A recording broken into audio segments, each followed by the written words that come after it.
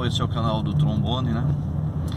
E o comentário de hoje é sobre o que a gente ouve muito quando a gente conversa com as pessoas, sobre a classe política do Brasil, que é uma classe política podre, com raras exceções, com raras pessoas honestas, né, corretas, e mesmo assim a gente tem dúvidas dessas poucas pessoas.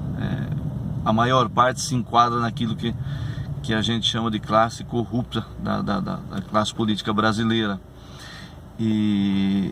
Porém,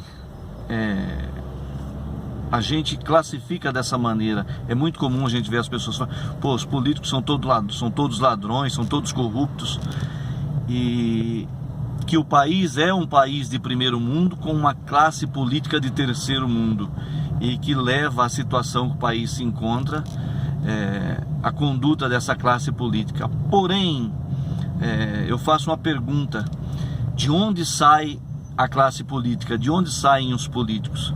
Saem do meio do povo, do nosso meio. Então isso significa que não só a classe política, mas o povo em geral, pois todos os políticos são pessoas iguais a nós e saem do meio do povo, que a conduta do povo brasileiro, a nossa conduta, é corruptível. Nós somos passíveis de corrupção.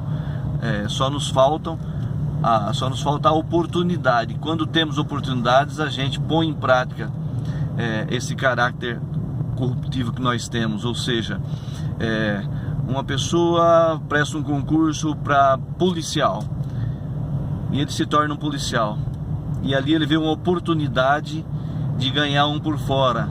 Então eles fazem a blitz lá num canto da rua, e pega os motoqueiros, o pessoal que está sem carta, com documento vencido, e quando você passa lá com seu documento vencido, sem, eles te dão uma opção ou duas opções, que seria fazer a apreensão do veículo, te dar uma multa, ou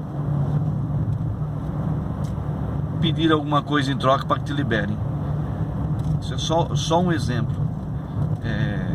A gente não pode generalizar. Tem as pessoas corretas dentro de todas as instituições, como tem as pessoas que praticam esse tipo de conduta, né? Então a gente não está dizendo que toda a classe de policiais age assim, mas isso geralmente acontece em todos os departamentos públicos. Por exemplo, a classe política, a função mais baixa dentro da classe política é o vereador. E quando ele consegue chegar ao cargo de vereador, que deveria trabalhar em prol do povo, ele começa a trabalhar em prol de si. Ou seja, prefeito nenhum consegue aprovar projetos se não der dinheiro para a classe dos vereadores, para a Câmara lá. Todos querem a sua parte para que um projeto seja aprovado. Também não podemos generalizar, não são todos, claro que não, mas a maioria. E a gente vê isso em todos os departamentos, né? Em todos os poderes, no legislativo, no executivo, no judiciário também, claro, tem. A gente vê aí a mídia direto expondo pessoas, juízes, políticos que são corruptos, né? Que participam de algum tipo de corrupção. Mas na classe das pessoas comuns também isso acontece. Isso está enraizado na cultura nossa, do povo brasileiro. Então toda mudança tem que começar por onde? Pela classe política? Não. A primeira mudança tem que começar dentro de cada um de nós. Nós temos que começar a mudar a nossa conduta para que essa cultura comece a ser mudada, e quando qualquer um de nós virar um político, um funcionário público, a gente já vai ter uma conduta correta de agir da melhor maneira possível, em prol do que é certo. Fazer o certo porque o certo é o melhor a ser feito, né? E não por obrigação. Não aquela velha história: bom, eu não roubo a empresa que eu trabalho porque tem 200 câmeras me filmando. Então você apenas não coloca em prática a sua conduta porque você está sendo vigiado, quando a conduta de não roubar seria porque o correto é não roubar, porque os valores, né, tem que se sobressair sobre aquilo que é negativo.